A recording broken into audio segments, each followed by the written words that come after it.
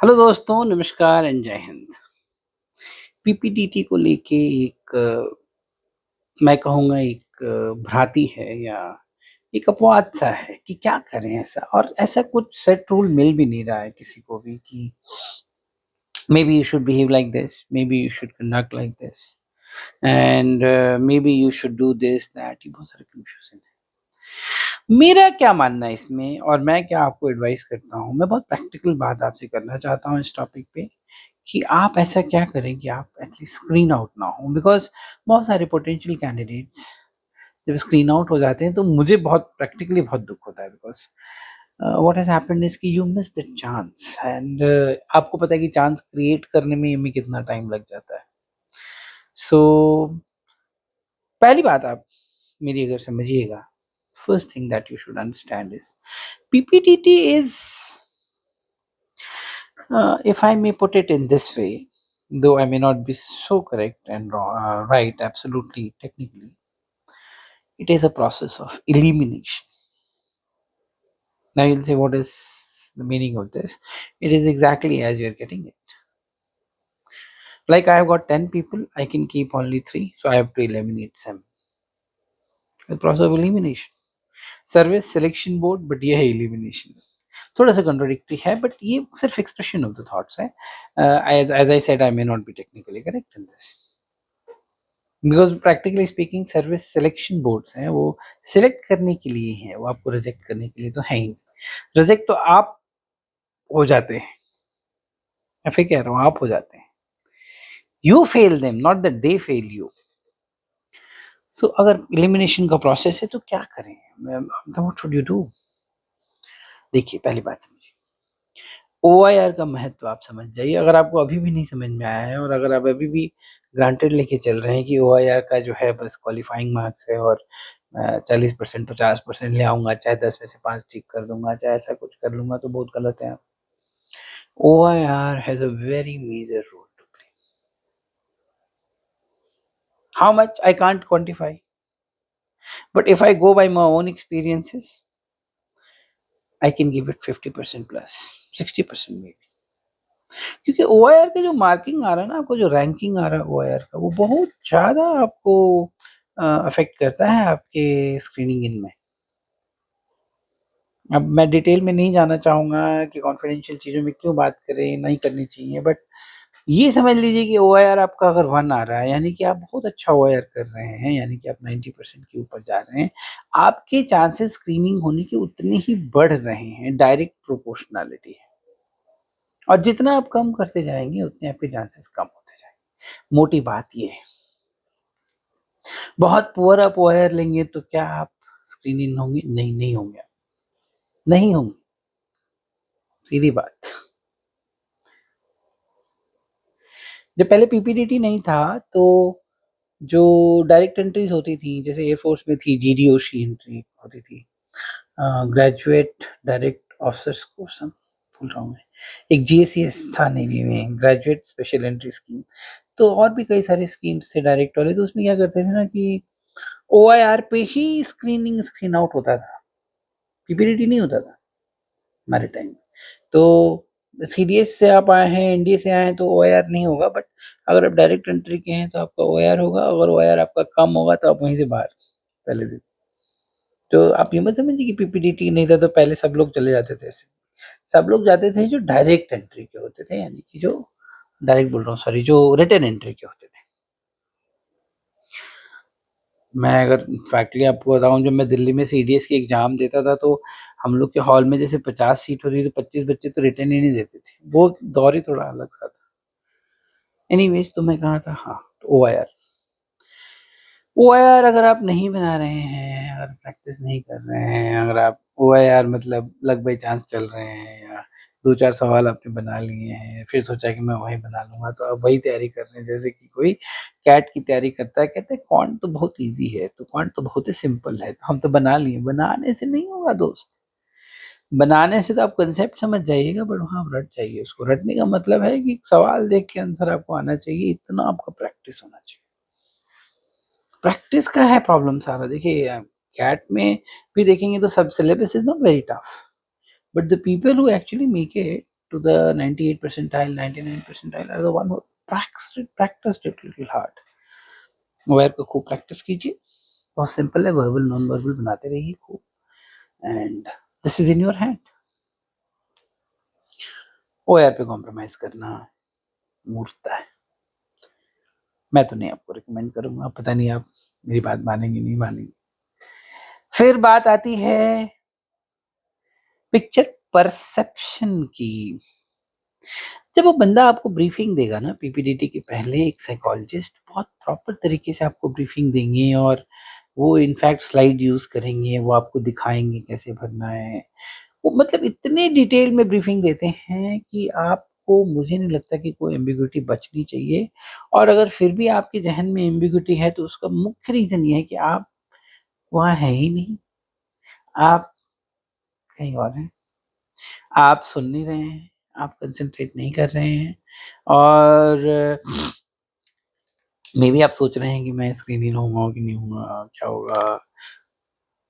मत सोचिए ये सब. अब आपने उखली में सर दे दिया है तो अब डरिए मत. अब आप आ गए हैं. अब ये वो छड़ी है कि जब कृष्ण भगवान कह रहे हैं अर्जुन से कि भैया अब now at this stage when the armies are in front of each other, you're talking about relations, you're talking about morality and falana and dhimkana. Do not talk nonsense. तो याचना नहीं अब रण होगा, जीवन जया की मरण होगा. तो अब रण है तो युद्ध में योद्धा की तरह आप रहिए. और अब आप ये मत सोचिए होगा नहीं होगा. वो उस जैसे ही आप एसएसबी के गेट में घुसे हैं उन चीजों को छोड़ दीजिए. अब आप इवेंट मतलब बी इन द मोमेंट में आ जाइए. ध्यान से सुनिए उसको. आपके जहन में कोई एम्बिग्यूटी बचनी नहीं चाहिए, नहीं बचेगी. उसके बाद जब आपने समझ लिया है प्रोसेस को तो एम्बिग्यूटी नहीं बची है. आप समझ जाएंगे क्या करना है, मैं उसमें नहीं जा रहा हूँ. मेन बात ये है कि देखिए परसेप्शन है और ये परसेप्शन है.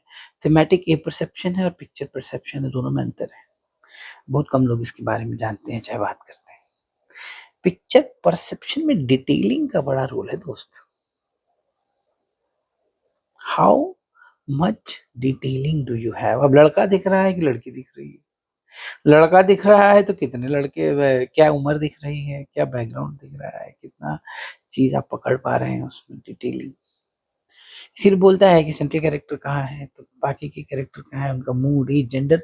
क्यों? Because he is forcing you to go into the details. अब लड़के की जगह लड़की दिख रही है, मान लीजिए खुदा न खास्ता, या फॉर सम रीजन तो प्रॉब्लम है, तो आप क्या कीजिए, उस समय वहीं रहिए.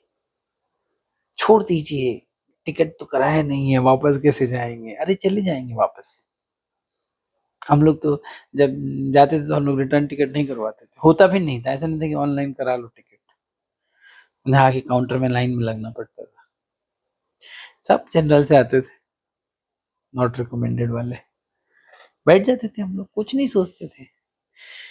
बैंगलोर से बैठे दिल्ली तक की ट्रेन, बैठ गए जनरल में, पूरा जनरल छेक लिए खूब गाली देते हुए, मस्ती मारते हुए आगे. ये सब मत सोचिए. आप सिर्फ उस पिक्चर को देखिए और उसके बारे में सोचिए और उसके डिटेल्स को पकड़िए. सेंट्रल कैरेक्टर कौन लग रहा है आपके हिसाब से. एक छोटा सा जनरल रूल, हालांकि बहुत बड़ी क्लास है कि सेंट्रल कैरेक्टर कौन है, मेरा इसमें 2 लेक्चर चला जाएगा. जनरल जिसके पास एक्शन है वही तो. अब आप कहें कि इंडियन पॉलिटिक्स का सेंट्रल कैरेक्टर आजकल कौन है, एक ही बंदा है भाई, सबको पता है, तो बताने की जरूरत नहीं. फिल्म का हीरो कौन है ये बताने की जरूरत नहीं दोस्तों. हीरो तो विदित है, आपको बस बोलना है कि ये. सेंट्रल कैरेक्टर को ढूंढिए, साइड के कैरेक्टर्स को ढूंढिए, उनका एज वगैरह लिखिए और स्टोरी को फ्लो कीजिए. अब वो बहुत बड़ा टॉपिक हो जाएगा. मेन अब बात आती है नरेशन. नरेशन जो है आपका, अगर मैं वायर को 50 से 60 दूंगा तो नरेशन को मैं 20 से 30% दे दूंगा. यानी कि 60 + 30 90. तो नरेशन बढ़िया है, चलिए 80 रख लीजिए, तो बहुत चांसेस बढ़ जाते हैं. क्या क्या होगी कि उस नरेशन में आपका लॉजिकल थिंकिंग आ रहा है, पावर ऑफ एक्सप्रेशन आ रहा है, कॉन्फिडेंस आ रहा है, कितने सारे होल क्यूज आ रहे हैं, सेल्फ बिलीफ, सेल्फ लव, वो सब भी ऐड होते जाएंगे तो अनंत की ओर चला जाएगा। नरेशन दमदार होना चाहिए। समझ लीजिए कि जो शाहरुख खान की मूवी का वो डायलॉग था ना, वो 70 मिनट, तो ये वो 1 मिनट है। ये 1 मिनट बहुत इम्पैक्ट डाल सकता है, डालता है। नरेट कॉन्फिडेंटली, डरिए मत। चलिए मैं ऐसे कहता हूँ कि डर तो लग ही रहा है, दिखाइए मत। क्या आप ही डरे हैं क्या? सब डरे। और जो नहीं डरे हैं, या तो निर्वाण प्राप्त कर चुके हैं, या वो यहाँ टाइम पास करने आए, तो उनकी बात मत कीजिए। जो भी इंटरेस्टेड है, जिसने भी मेहनत की है और जो मन से चाहता है रिकमेंड होना, फौज में जाना, डर तो लगेगा ना, बड़ी बात है।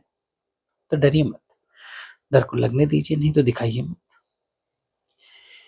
उसके बाद बात होती है पार्टिसिपेशन इन ग्रुप डिस्कशन की। ग्रुप डिस्कशन में 2 स्टेजेस समझ लीजिए। एक तो जैसे ही डिस्कशन शुरू हुआ, आप क्या कर रहे हैं? अगर आप इंतजार कर रहे हैं तो आप इंतजार ही करते रह जाएंगे। आप पार्टिसिपेट कीजिए, इमीडिएटली कीजिए। आप डर के मारे विथड्रॉ मत कीजिए। देखिए, सबमिशन में अगर आपका बिहेवियर दिख गया, आप डर दिखा दिए, तो यही है कि युद्ध क्षेत्र में आप भाग खड़े हुए। जैसे ही सेनाओं का आक्रमण हुआ, आप निकल लिए पतली गली से। वो डर है, वो करेज ऑफ कन्विक्शन मिसिंग है, करेज मिसिंग है, कॉन्फिडेंस मिसिंग है। मीनिंग, आप बात करें, आप उस प्रहार को झेलें। आप युद्ध करने आए हैं ना, तो बौछार को झेलिए और युद्ध कीजिए, पार्टिसिपेट कीजिए। कितने बार कीजिए, करते रहिए। आपका ध्येय ये नहीं है कि मैं कितनी बार करूं, आपका ध्येय ये है कि मैं पार्टिसिपेट करूं। और किस इंटेंशन से पार्टिसिपेट करूं? कि मेरा जो है स्क्रीनिंग इन हो जाए, नहीं कि ये स्टोरी आगे बढ़ जाए। वहां पे आपका जो है बॉडी लैंग्वेज अलग हो जाएगा। पहले वाले में है कि मैं स्क्रीन इन हो जाऊं, बाकी दुनिया भाड़ में जाए, अलग है। ये है कि जो प्रोसेस, जो टास्क है, उसको एग्जीक्यूट हो जाए, आपकी वो बात उसमें दिखाई दे।